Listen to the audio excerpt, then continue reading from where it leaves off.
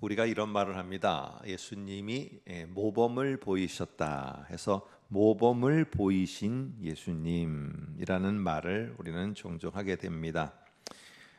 그래서 우리는 예수님이 부활의 첫 열매가 되셨다라는 것은 우리들에게 모범을 보이셔서 모범이 되셔서 우리들에게 부활이 있음을 알려주기 위한 것이다.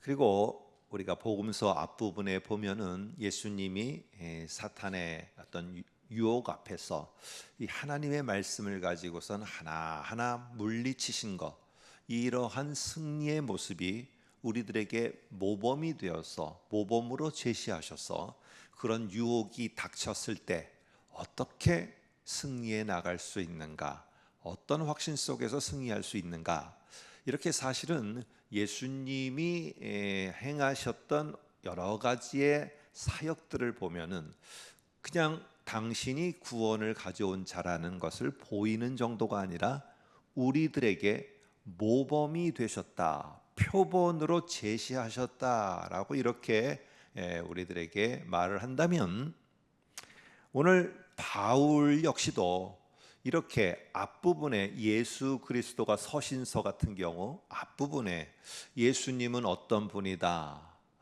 특별히 빌립보서 같은 경우 하나님의 영광의 본체셨으나 그가 낮아지고 낮아져서 이 땅에 이렇게 오게 되었다는 것, 이거를 그냥 단순하게 예수님은 이런 분이다라는 것을 설명하는 차원에서 끝나는 게 아니라, 그렇다면은 지금 이 현실에서 여러 갈등과 어려움에 있는 너희 빌립보 교회는 어떻게 표본이고 모범인 예수님이 보여주신 그것을 따라서 살아야 되는지, 그렇기 때문에 이 바울이 하나하나 말하는 것, 예수님에 대해서 말하는 거나 아니면은 서신서에서 말하는 것은 그냥 자기가 그냥 교훈을 말하듯이 교훈집의 하나를 읽듯이 한 게 아니라 철저하게 모든 말씀이 예수 그리스도 표본인 그분의 기준으로 해서 말하고 있음을 우리는 알 수가 있습니다.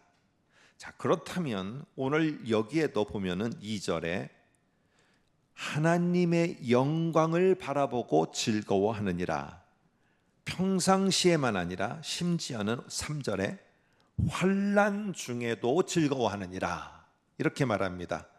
그리고 환난은 인내를, 인내는 연단은, 연단은 소망을 갖고 살아가게 하는 줄로 우리는 확신하노라.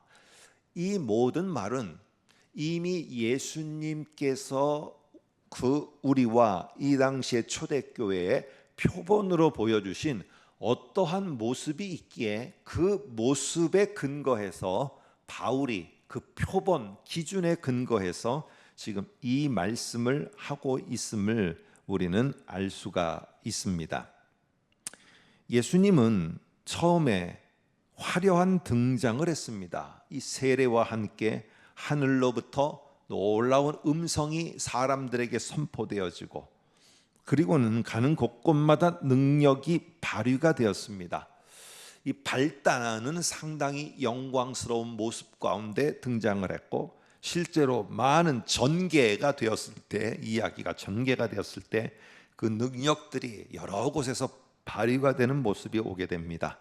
그러나 갈등과 위기 속에서 이 고난과 조롱을 겪게 됩니다. 그리고는 정말로 하나의 드라마틱한 이야기 속에서 최고의 절정과 위기, 죽음이 찾아오게 됩니다. 그러나 그것으로 끝나는 것이 아니라 이 십자가의 죽음 뒤에 영광의 여정이 남아 있었고, 그것은 부활과 승기, 하늘로 올라가심을 통해서 마지막 엔딩, 결론이 맺어지게 되어집니다.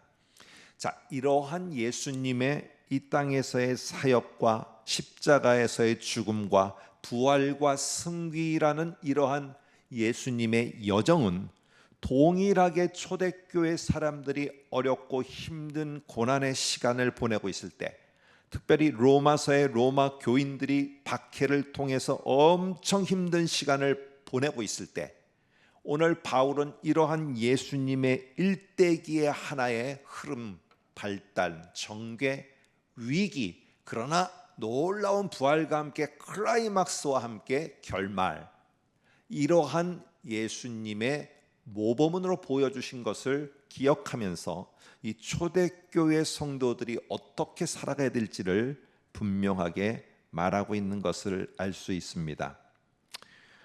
간혹 가다가 연속극을 보면은요, 드라마를 보게 되면은 평이하게 그냥 요즘에는 사람들이 막 텐션이 돼서 막 긴장감을 갖고 막 어떻게 될까 이런 드라마를 조금 기피하는 현상이 있습니다. 스트레스 받는다는 거죠. 그냥 바깥에서 생활하다고 집에 왔는데도 막 그 TV를 보는 분들은 막 거기에 스트레스를 받는 거 이런 거 싫다는 겁니다.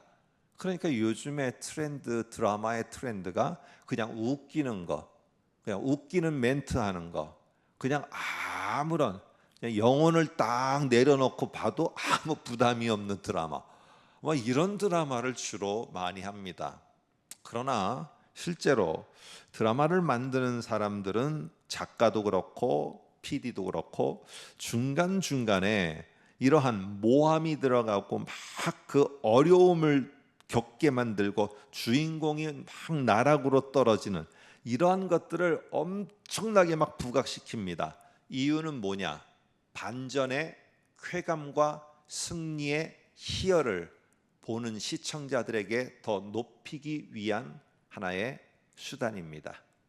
그러니까 중요한 것은 압니다.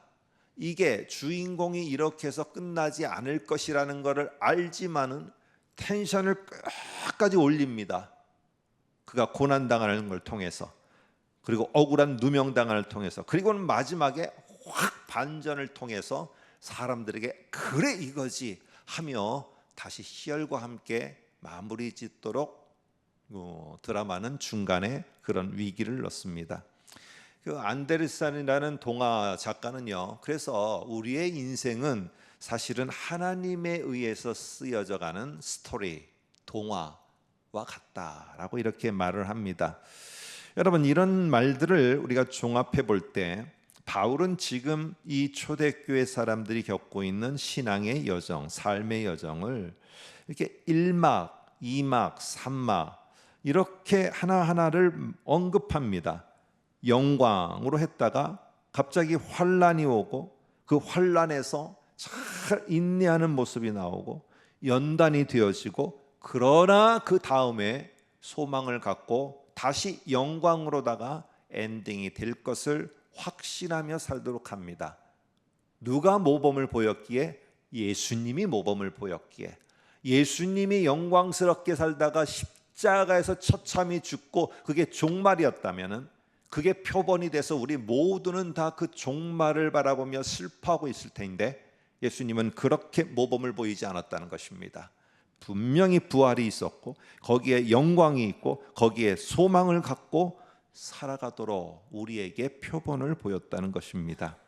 하나님이 작가이시고 우리가 쓰여지는 인생의 스토리라면은, 하나님은 예수님을 이 땅에 보내시면서 하나의 스토리와 함께 흘러가도록 하신 것이라면은, 우리 역시도 1막 2막으로 끝나는 것이 아니라 마지막 결론의 장면, 영광스러운 자리가 우리의 마지막 결론이라는 것을 우리는 포기하면 안 됩니다. 그래서 우리가 여기 지금 바울이 말하는 것은, 그렇죠, 환난 중에도 즐거워하는 거는, 환난 중에 내가 기쁘다 어떻게 환난 중에 기쁩니까? 그러나 그리할 수 있는 거는 요한복음 12장에서 예수님이 십자가에서 죽으시는 그 순간이 다가올 때 예수님은 뭐라고 말씀하시느냐? 인자가 죽을 때가 왔도다라고 말하지 않고 인자가 영광을 얻을 때가 왔도다라고 이렇게 예수님이 말씀하십니다. 그러므로 말미암아 이 연단은 연단에서 끝나는 게 아니라, 환난은 환난에서 끝나는 게 아니라 다시 반전과 함께 영광으로 나아갈 수 있도록 우리에게 소망을 주고, 그 근거가 세상 사람들이라면은 이게 안 될 수도 있다라고 생각하지만 그 표본이 예수님이었다면, 그리고 이 표본을 만든 분이 하나님이라면은 우리에게 그렇게 안 될 경우는 제로입니다. 제로. 반드시 그렇게 된다는 것입니다. 그래서 우리 모두는 이런 확신을 가지고 예수님의 표본을 따라서 하나님의 계획하심을 따라서 환난 중에도 저기에 있는 영광이 다가오고 있도다라는 확신을 가질 때 오늘 내 마음속에 그나마 즐거움과 소망을 갖게 되어집니다. 여러분, 야구공을 보면은 야구공이 이렇게 밋밋하게 다른 공처럼 되어 있지 않고 야구공만큼은 이렇게 실밥이 있습니다. 실밥이 막 이렇게 곡선으로다가 왜 그렇게 야구공을 만들었는 줄 아십니까? 그 실밥의 흔적들, 그 실밥의 그런 모습들은 그 야구공을 던질 때 그 사람이 투수가 던질 때 그 실밥 때문에 공의 속도가 엄청나게 증가됩니다. 그래서 밋밋하게 실밥이 없는 공을 던질 때와는 상당하게 다릅니다. 여러분, 그것처럼 오늘 우리 모두도 여러 가지 어려움의 상황, 정말 억울함의 상황 여러 가지가 겪지만은 그럼에도 주님이 가신 표본이 내가 바라보아야 될 것이다 라는 확신을 갖고 영광의 자리가 우리의 마지막 엔딩이라는 사실을 갖고 확신하면서 어렵지만 표본이신 예수님을 따라서 우리가 잘 승리해가는 삶이 되시기를 주의 이름으로 부탁드립니다.